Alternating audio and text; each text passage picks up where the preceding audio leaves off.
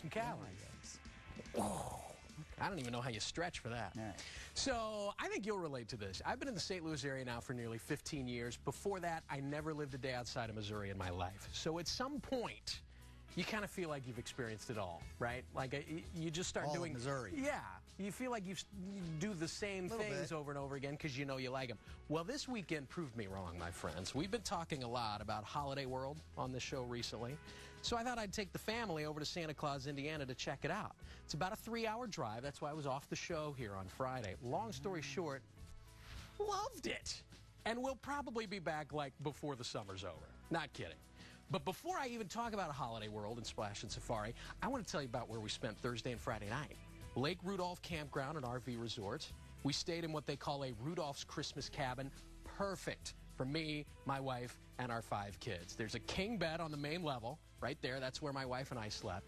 But my kids went nuts over the loft area upstairs. And up there, you got a queen bed. You got 4 more twin beds.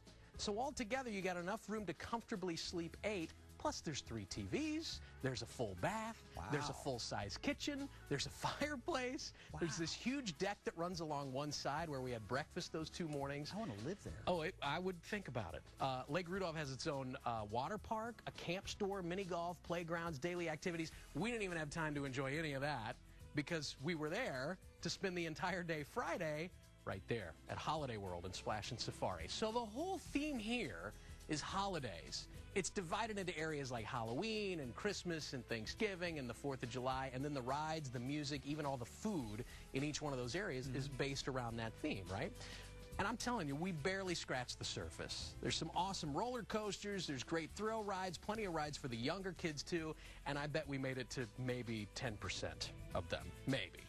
And then you got a solid 4 hours or so that we spent inside the water park, Splash and Safari. The kids could not get enough of the Bahari Wave Pool. That's the Monsoon Lagoon, which was a big hit with them too, like a giant water playground. And you see that right there? They have these, there's a couple of things that really sets the park apart. They have these things called Pepsi Oasis stations around the park. It's totally free. All your soft drinks all throughout the park are free. You grab a cup, you fill it up with whatever you want to drink. Is that Santa? That's Santa. Summer attire? Yes, sporting the summer look. They do the same thing with sunscreen, too. They have these free sunscreen stations all over the park. I thought that was very clever, too. That I like. Yeah, because we were there on Friday, and it was a day where there's some reapplying going on. Yeah. You know what I'm saying? So it was we finished the day with a Reese's Pieces funnel cake. And it's everything you want it to be. Wow. So all I'm saying is, before we got out of that park, the kids were like, can we come back here this summer? Like, they want to go back in a few weeks. Okay. Well, that sounds great. It was fun. We will be back. I promise you. That was our first time. All right. Yeah. Well...